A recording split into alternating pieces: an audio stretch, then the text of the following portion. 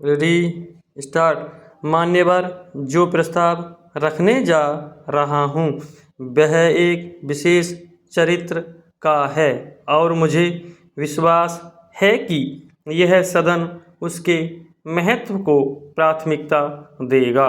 मुझे इसमें कोई संदेह नहीं है कि जहाँ तक माननीय मंत्रियों का संबंध है, उन्हें यह कभी भ्रम नहीं रहा कि इस रुपये की कटौती उनके लिए क्या अर्थ रखती है।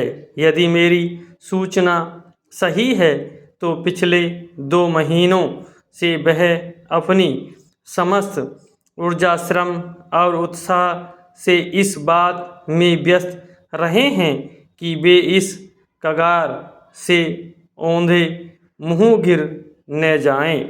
जहाँ तक उनका संबंध है, उन्हें इस प्रस्ताव के महत्व की पूरी जानकारी है।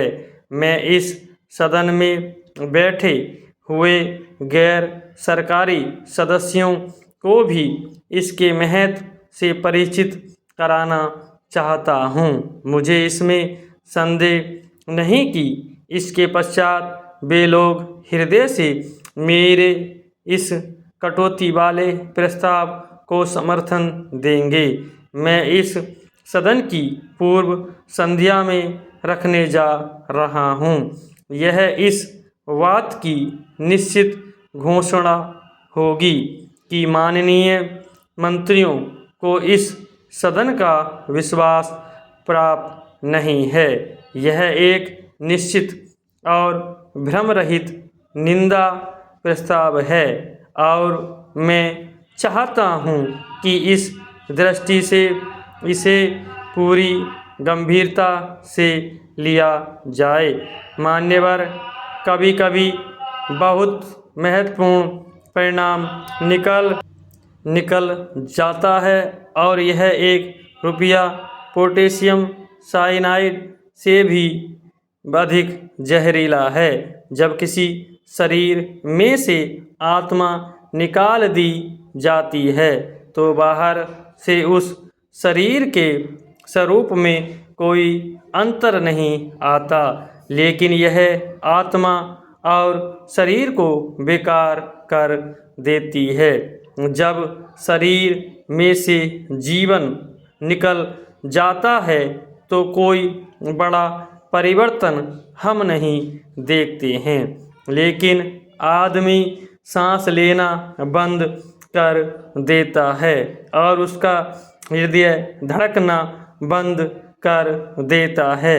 इसी तरह यह एक रुपया इन 3 मंत्रियों की सम्मिलित आत्माओं के मिले जुले मूल्य का प्रतिनिधित्व करता है, क्योंकि यदि आप 1 रुपया निकाल लेंगे तो उन्हें आत्मा रहित कर देंगे।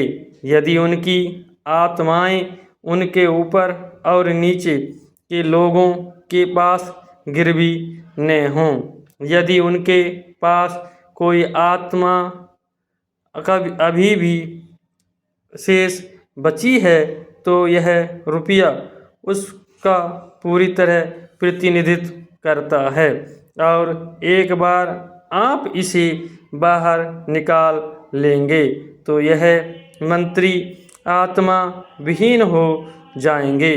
परंतु मुझे विश्वास कि अपनी आत्माओं को खो देने के बाद भी उनका शरीर उसी तरह से उन्नति करता रहेगा।